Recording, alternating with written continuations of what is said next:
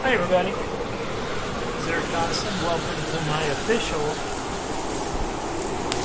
winter of 2019 update for the Forrest Fenn Treasure Hunt. Hi everybody, this is Eric Dawson. This is my official Shite. winter of 2019 update. It's been a Shite. winter. I got my buddy Tober here with me. Tober, you want to say hi to the folks? Everybody loves Tober and Belle.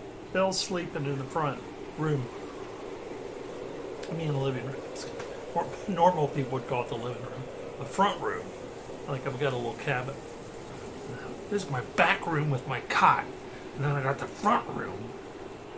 I got the tin roof. I like it up here in the mountains. Okay, Tober, you going to come up and say hello to people?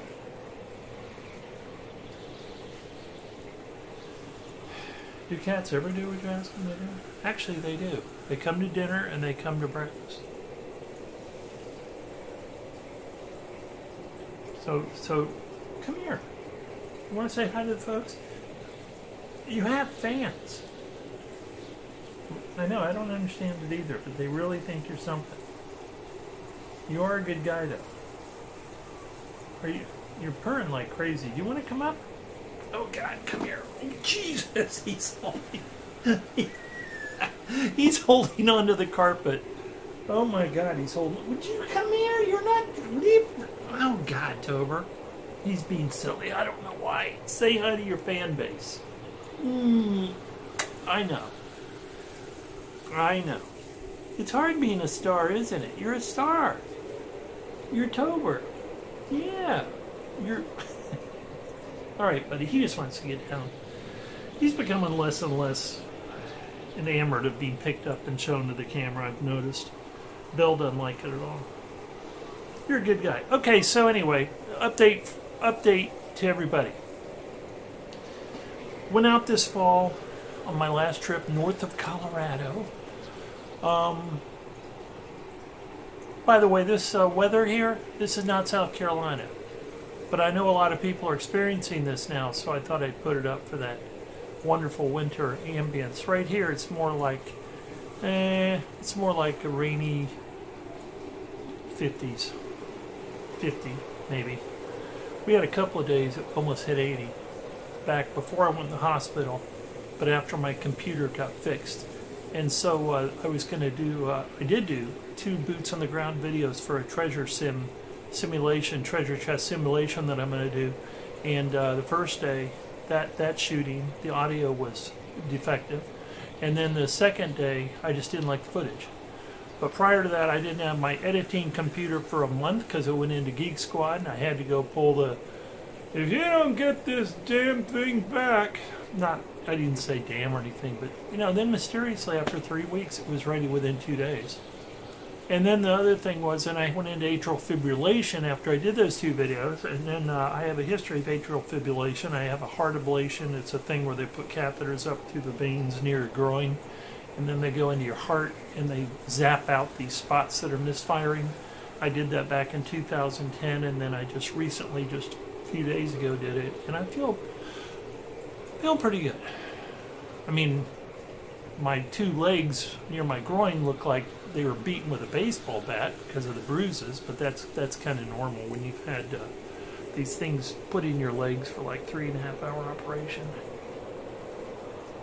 One of the worst things about these operations is you get the operation, then you stay a day for observation, and I always forget what that means because I rarely go into the hospital for surgery. Like I said, the last one I had was 2010, and they all said, we'll need you for a night of observation. And I always go, oh, okay, I'll stay over at the hospital, I'll get hospital food, which is, it's kind of like airplane food. Everybody makes fun of it, but it's edible, I find. And then I always forget that a night of observation means like every 4 hours they're waking you up to get your vitals. So, blood pressure, temperature, check your pulse, and and get your oxygen, and every 4 hours. So that night of observation is worse than the operation, in my opinion. Okay, enough said about that. It's been a crappy winter. Got sick on my trip in the fall, came back here, lost my computer for a month, and then got atrial fib and had to go in the hospital. Surgery was successful. Atrial fib gone. Hope it's gone forever. What I'm going to talk about today, though, is my status on the hunt. Oh, and by the way, Troy and Bill and all these guys and Karen and all these different people that say hello and kind of say get better. And I saw some comments Troy put out there. I was in the hospital. All these nice people are like, hey, we're sorry you're in the hospital. It's very cool. It's very cool. Totally unexpected. As I've said before, I'm not exactly Mr. Life of the party, or at least in a, I don't go to the social events, the Fenbury and all that. But my videos have given me some sort of a niche within the community, and so it's very cool to see people that are like that. A lot of cool people in the Fen community. All right, so where are we at with me?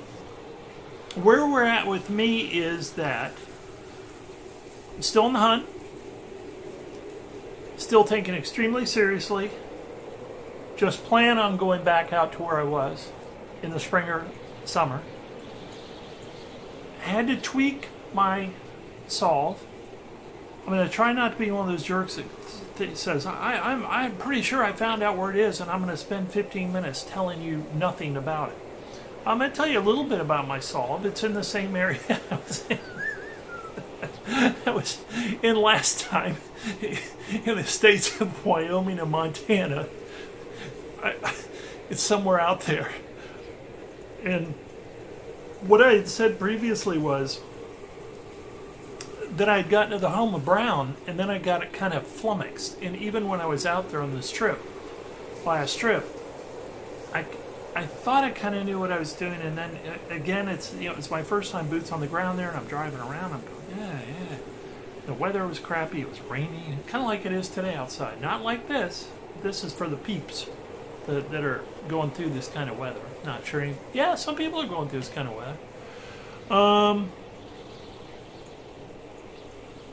But anyway, I just kept studying the poem and just kept reading.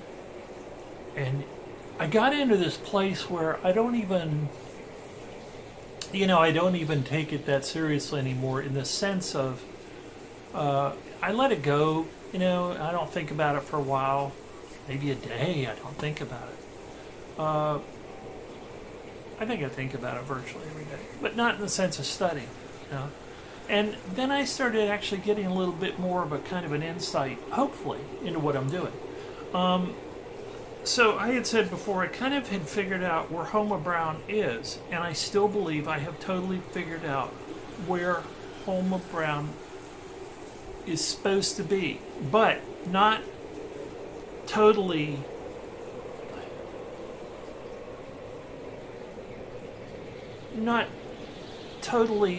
the spot. And then a strange thing happened, and if this means anything to anybody out there, then they'll know what I'm talking about. What the hell was that?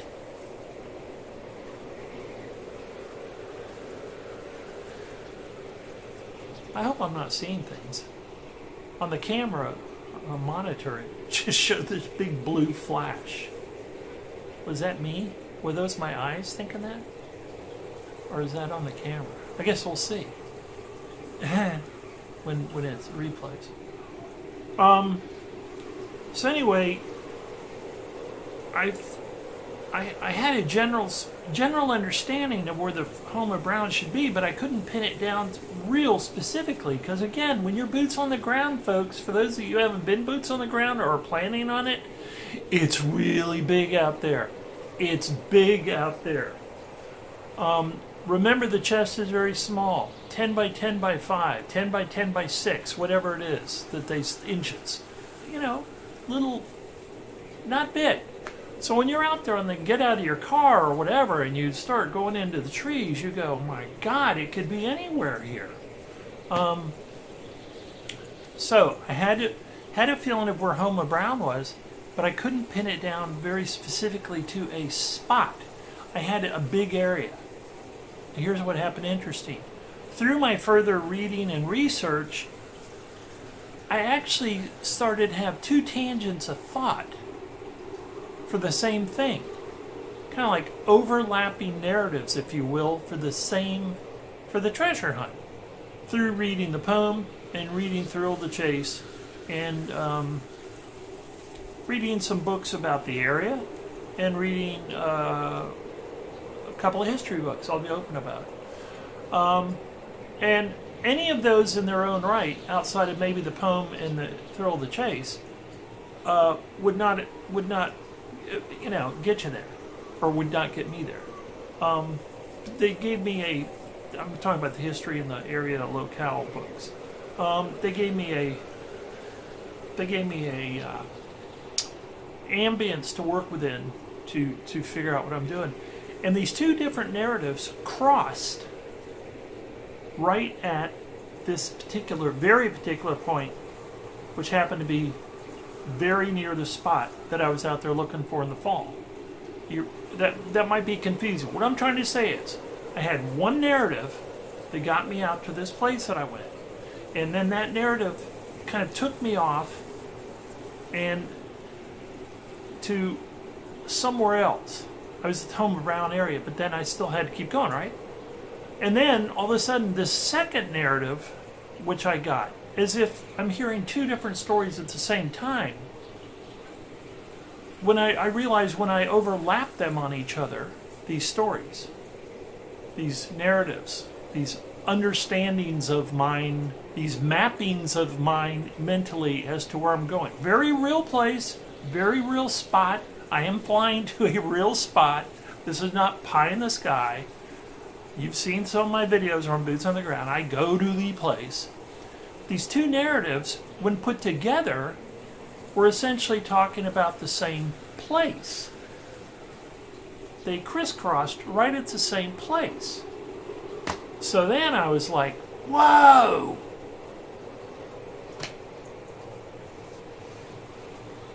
That's where I'm going.